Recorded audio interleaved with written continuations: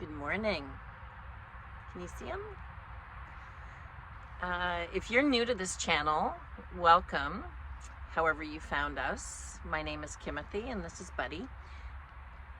Okay, he's a little shorter than I am. Let me see. There he is. You'll see he has his rope on because we're near a dog park, and I'm going to explain that in a minute. But again, for those of you that are new to this channel, I was hurt almost 4 years ago in a head-on collision. It was not my fault. And well, I try not to make this channel about that and my personal injuries. Today is actually the first time that I'm going to ever talk about what it's like to travel with injuries and age. I'm going to be 58 soon. Well, soonish, 6 weeks or so. And I also have long-term injuries, and I am in my home community of Orleans, Ontario, which is a suburb of the capital of Ottawa, because I needed to see my orthopedic doctor. I'll be back here again in 2 weeks, close to here, to see my family doctor because she keeps track of all of the doctors. And I lost a bunch of my hearing from the airbag hitting my face, so I wear hearing aids. I have trouble with accessibility, so I'm going to show you a few things that I've done to make my van accessible for somebody who has shoulder and hip issues, seatbelt injury. If you've ever seen a video of a crash test dummy, that was me. That was me. And again, the driver did not have insurance or a full driver's license. So 4 years later, we're still dealing with claims and things like that, and I decided to move into my van and avoid the $30,000 a year Canadian that I was spending on a very nice condominium in a tourist zone. Hi.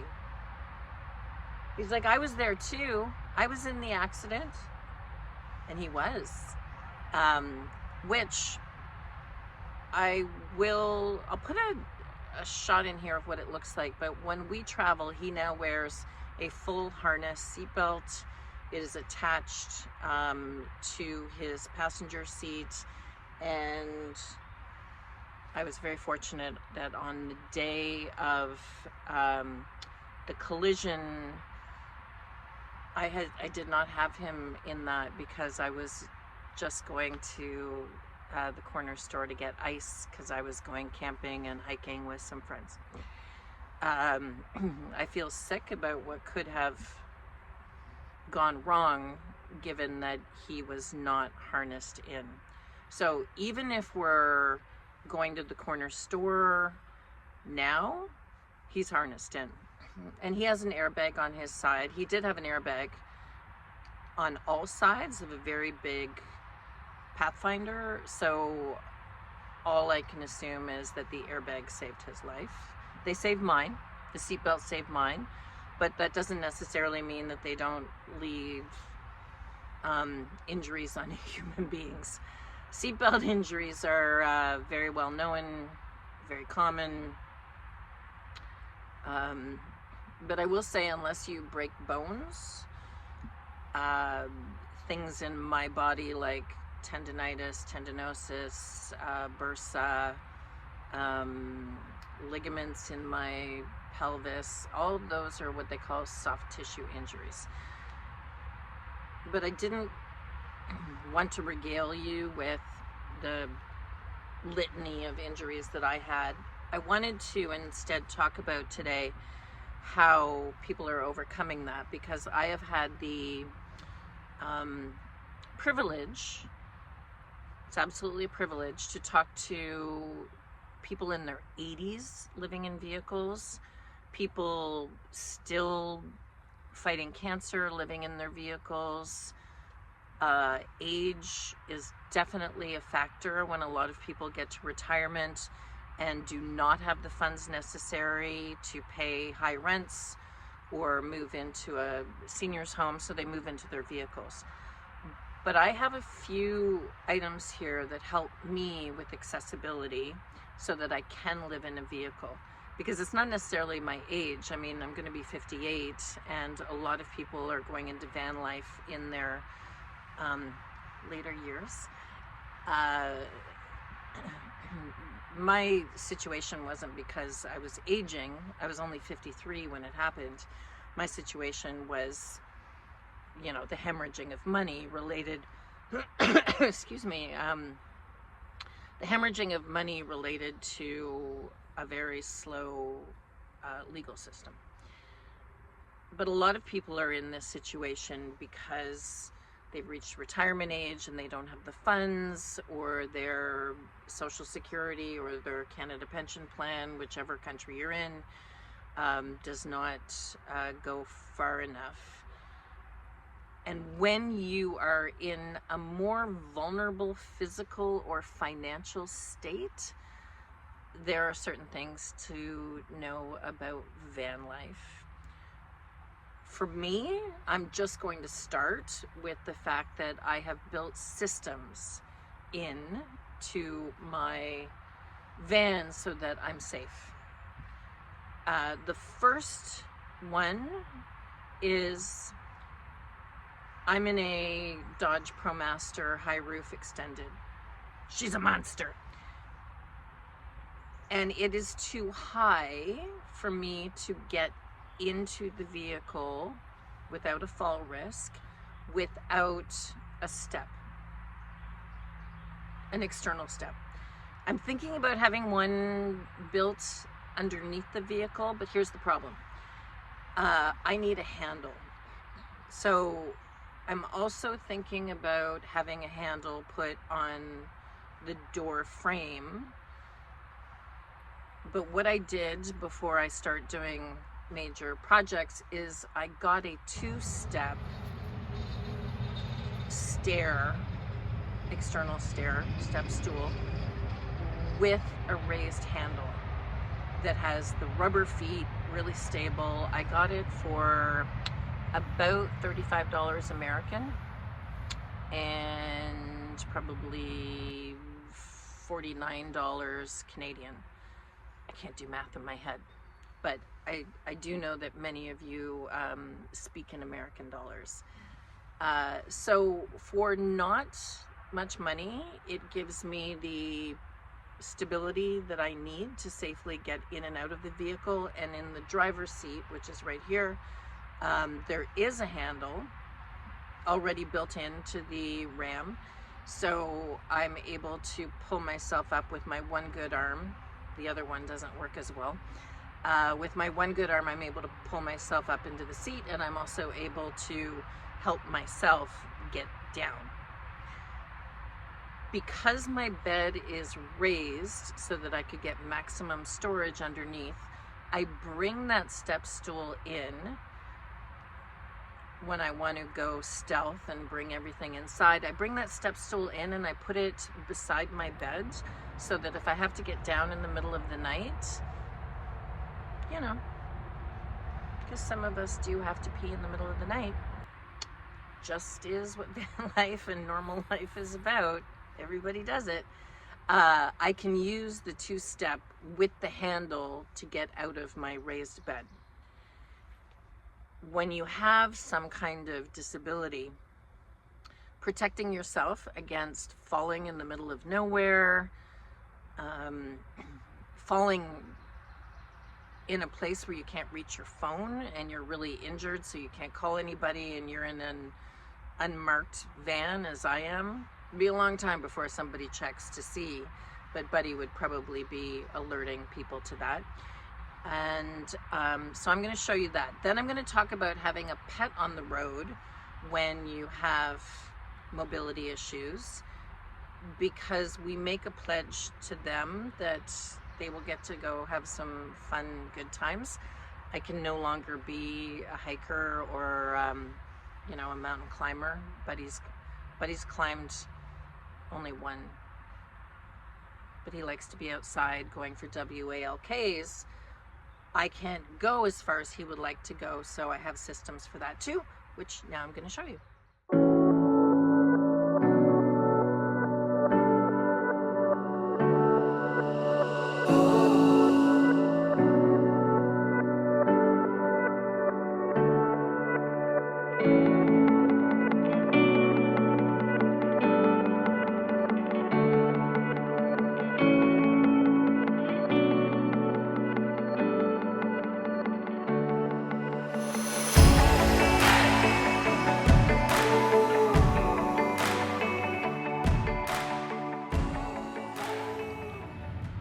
So as many older people or people with injuries will know, is fighting our way out is probably not going to happen if there is, you know, a bear or a cougar. So these are the two things that I keep very close to the door. Pepper spray and a hunting knife. I am Canadian. We do not have guns. I also make sure that I always have a clear path to the driver's seat, which I don't keep anything on. And I got this non-slip, sticky piece so that I can put, this area is clear beside the batteries. I can put 1, 2, 3 steps into my driver's seat, and then if I have to, we pull away. I think it's ironic that as I'm recording this, I hung this in my little couch area, which reminds me that I can do hard things. It came from Mount Kilimanjaro, and that was probably one of the hardest nights of my life. Summiting Kilimanjaro in bitter cold was tough, but I can do hard things. So speaking of hard things, managing our safety when we have aging against us or disabilities is, it's a hard thing. Like, I would love to not have to think about these things and think about my safety, but you know, it's something that is absolutely necessary if I want to keep living a life of freedom. So one of the other things that I do is footwear. I know it's going to sound silly, but I wear these most of the time. I have had falls because I wore rubber bottom slippers and slipped and, you know, hurt myself in some way. It's not something that other people have to think about. But from the moment I wake up in the morning, I'll wear my slippers inside, but I no longer try to wear them outside. From the moment I wake up in the morning, I put on hiking boots. They've got good support, good ankle support. I have worn like Birkenstocks on a beach when I'm around other people. But in the middle of nowhere, I always make sure that I have good traction and good support and that I'm not going to have a slip and fall. A lot of us wear glasses, right? Well, I had laser correction 18 years ago, and these are my new glasses. Went a little bit fun, I think. And I got the sunglasses too that are prescription, because driving at night started to become a little bit hazy with headlights for me. And while this isn't an accessibility issue, it is something that you need to stay on top of if you drive full time. Because if you had to leave a spot in the middle of the night because you're kicked out or the weather changes, or in my case, there's a California wildfire which required me to get out of the Los Angeles area, it is important that you can drive at night. And I've met a lot of people, mostly seniors, who say, "Oh, I just drive during the day because my night vision isn't great." What I will say to that is there are going to be times when you need to be on the move and it's going to be dark. And I was starting to lose that crispness of headlights. And when it's rainy and dark and potentially flooding, or you're trying to get away from a forest fire, I'm not making that up. I arrived in Los Angeles the day that the firefighters, well, yeah, they broke out too, but fires broke out, and had to move twice because the fires were moving. And you always need to be able to jump in your front seat and go. And you do not want the fuzziness of your night vision to impact that. So I got these because I started to notice it changing after 18 years of not having to wear glasses. Well, I've been wearing readers now for probably 2 years when I have to see something up close. But this was about my safety specifically on the... Whether you have accessibility issues or not, one of these is very important. I just sort of think that those of us who have accessibility issues might be a little more prone to an accident of some kind, and you need a first aid kit. This is one of 2 that I have, and I keep this one under Buddy's seat, the passenger seat, but accessible from the back of the van and the front of the van. And I have used this. I cut myself, this finger, pretty badly actually, and I needed to use this simple first aid kit with bandages and tape, disinfectant. So this is the small one. I keep other medical supplies in the back with the bike gear and the emergency tools. It's in the emergency tools container, but you really need these. The other thing is that I also have 2 fire blankets. I have 4, but 2 are in storage, 2 are in the kitchen. Is fire blankets that in the event something happened on my camp stove, it's right there and I can just whip it out and put out any kind of fire. So having an emergency plan, good idea.